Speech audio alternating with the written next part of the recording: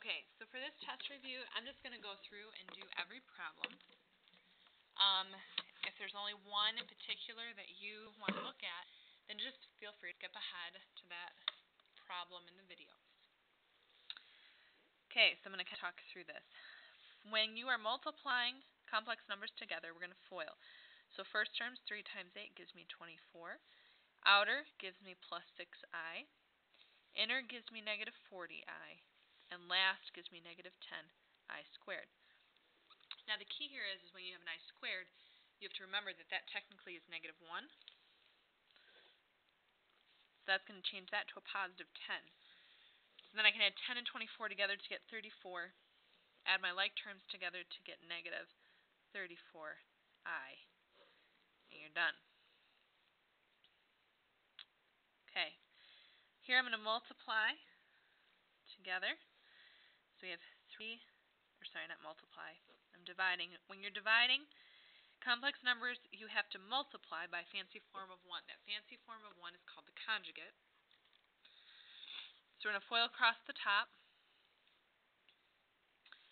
7 times 3 gives me 21. My outer gives me negative 14i. My inner gives me negative 12i. And my last gives me positive 8i squared. Over 9. And then my outer and inner cancel. And negative 4i squared is what my last terms to multiply into. Then I know again that I squared is equal to negative 1. So this becomes a negative 8. This becomes a positive 4. I'm going to add my negative 8 and 21 together to get 13. And then negative 14 plus negative 12 gives me negative 26. And then on the bottom, I get 9 plus 4, which is 13. And because each one of these numbers can be reduced by 13, you could write this as 1 minus 2i. Because you can take a 13 out of each one of these. And technically it would be over 1.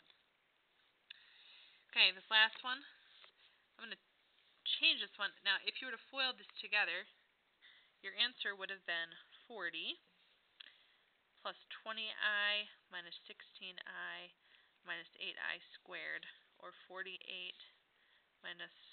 plus 4i. Okay, that would have been your answer if you FOILed. Now, you do have to know how to add and subtract as well, which is just adding and subtracting like terms. So if you have a problem like that tomorrow, just be aware that you'd be subtracting the numbers. So 5 minus 8 would give you negative 3. And then negative 2i minus 4i would give you negative 6i.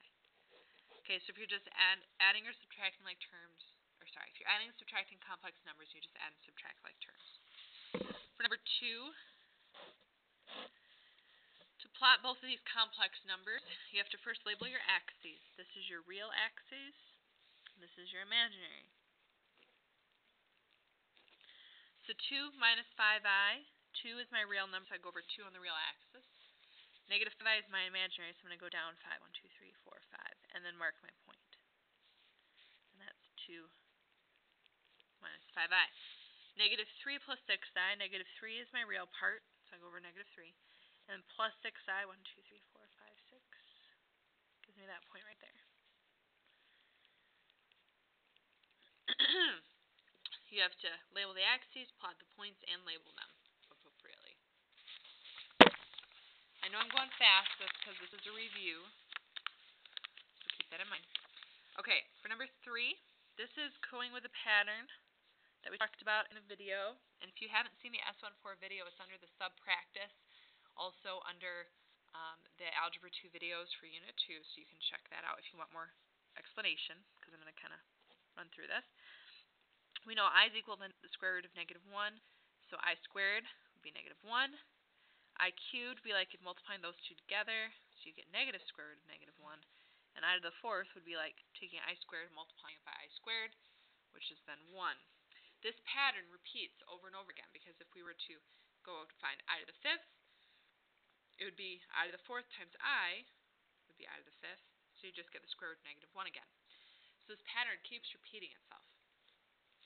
So for I to the 674, how we figure this out is I'm trying to figure out how many of these patterns, or how many of these cycles, go into 674.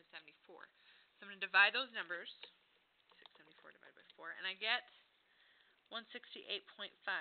That means this pattern is repeated 168 times with 0.5 of a pattern left over. So 0.5 of a pattern left over is that part right there, half of the cycle through. So I know that I to the 674 is equal to -1.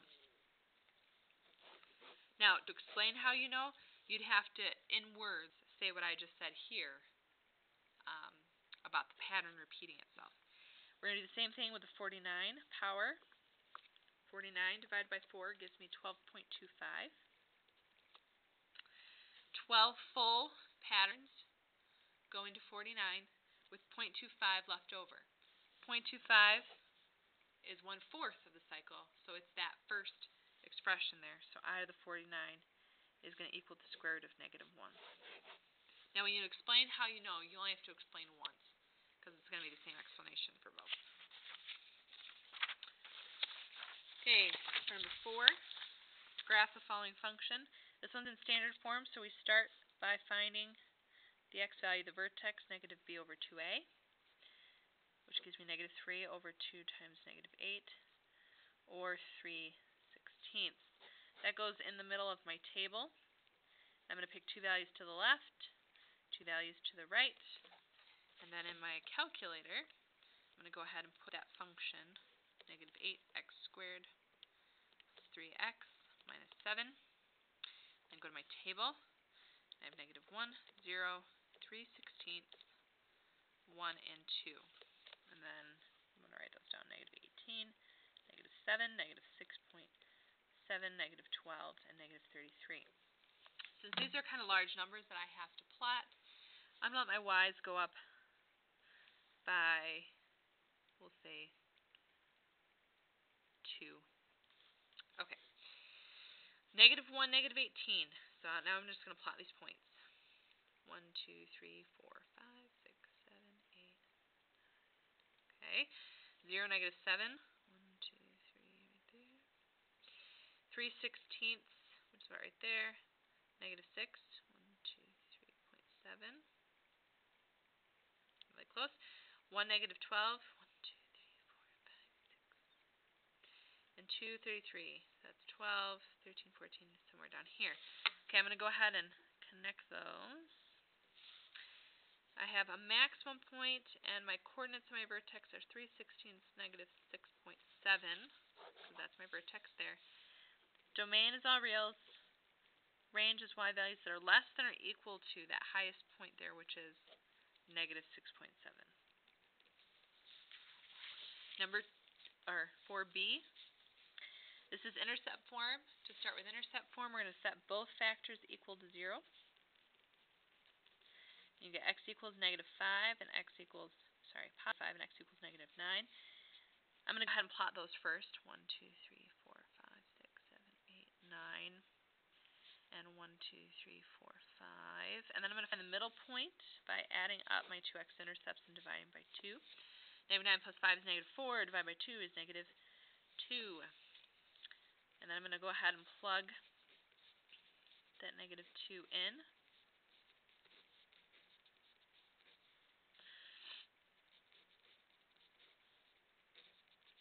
And I think you end up getting -98. So let me just double check here. Yes, -98.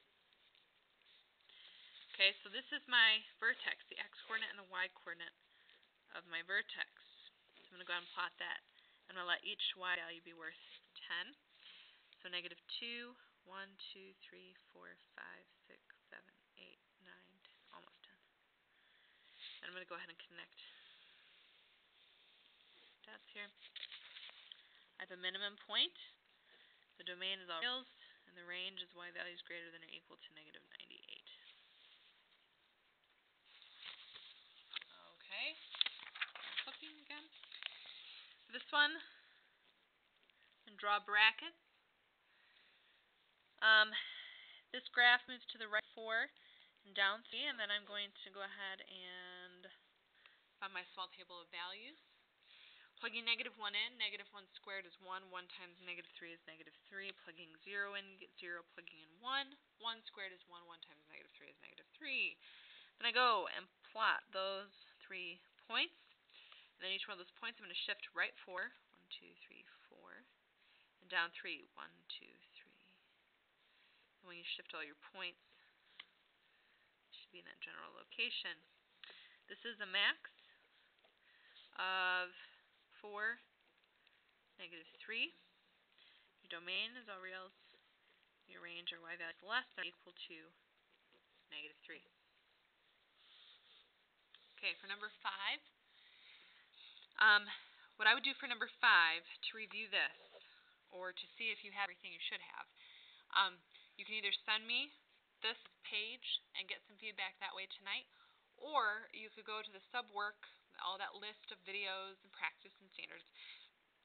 There's a 4 video for G1 where I kind of talk through each one of these things. So I would go watch that as the review for that, or to check your work. Okay, for number 6. Solve equations by factoring. In order to factor, we have to get everything over to one side and get equal to 0. So I'm going to add 35x to both sides, which gets me, I think, 9x, and subtract 12, which gets me that value there. I'm going to double check something. Whoops, this should be 11. Thought that was weird. Okay. Then we're going to start by multiplying a and c together. So 15 times -12 is -180. I need two numbers that multiply to get -180 and add up to get 11. So that's a pretty big number. I'm going to start dividing it by large numbers. So I have 29. Oh, perfect. That was unintentional, but if the 9 is negative, that would add to 11. So I'm going to go ahead and use 20 and 9. Factor by grouping. I can pull out a 5x, and I'm left with 3x plus 4. I can pull out a -3.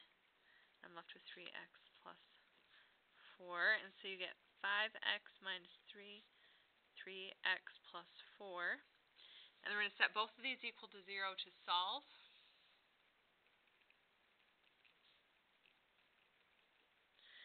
Here, if I move the 3 over and divide by 5, you get 3/5. Here, if I move the 4 over and divide by 3, you get -4/3. And those are your two x-intercepts. Okay, for here, I'm going to move the 5 over. Multiply a and c together. 12 times 5 is 60. Two numbers that multiply to get 60 and add to get -16 would be -10, -6. So now I'm going to replace -16 with those two numbers. Factor by grouping. I can pull out a 2x, and I'm left with 6x minus 5. I can pull out a -1 here, and I'm left with 6x minus 5. And so you get 2x minus 1 equals 0, 6x minus 5 equals 0, because you would have 2x minus 1 and 6x minus 5 when you rewrite it. So I get 1/2 as an answer, or 5/6 as an answer. Okay. Here, this problem, you can use the difference of squares pattern. So I'm going to say that my square root for 64x squared is 8x. My square root for 121 is 11. So my two factors are 8x minus 11, 8x plus 11. I have to solve that. So I would set each one of those factors equal to 0. And I get 11/8, or -11/8. Now keep in mind, if I'm going through this and you're not just checking your work to make sure you're right, but you really have no idea what I'm doing here, you need to go watch another video, probably those sub-work videos, because I go through the process slower and explain the steps a little more fully. With the test review, that's all I'm doing, is just reviewing quickly. So make sure that if you're getting lost on some of this stuff, that you go do some digging on your own and some reviewing on your own. Okay, for number 7, to factor this expression, we're going to use the difference of squares pattern. Square root of 4x squared is 2x. Square root of 3 is just the square root of 3. Now, technically, sorry, I forgot to write this. Technically, this is, in order to fit the difference of squares pattern, a -3. So since we took the square root of a negative number, we have to have the I there. So your one factor will look like that. Your other factor will look like that. Where both these terms are the square roots of those two terms. Okay. And last problem. A rectangle has an area of 15 and side lengths of x and x minus 2. Find the dimensions. Okay, the area formula for a rectangle is length times width. They give me length and width here, and they give me the area. So I'm going to put 15 equal to length times width. Now, in order to solve this, I have to move everything over to one side and get equal to 0. So I'm going to first distribute this through, and then move the 15 over. Okay. A times Z is -15. The two numbers that multiply to get -15 and add to get -2 are -5 and 3. Factor by grouping. First grouping, I can pull out an x. Second grouping, I can pull out a 3. I'm left with x plus 3 and x minus 5. Now, if I was to set this equal to 0 and solve, you'd get -3 or 5 as your answers. But since I'm looking for the dimensions here, all the way at the beginning, it means I'm looking for what the actual length and width are, and I need to know what x is. Well, x can't be negative, so I cross that off. So 5 is my answer. And then you take 5 and plug it back in for x. So your dimensions are 5 by 3 feet. Alright, and that is it. Make sure that you look back at the short video clips or the regular note videos in case there's any other standards that you feel like you need more help with or need extra practice on, because that will direct you in the right direction.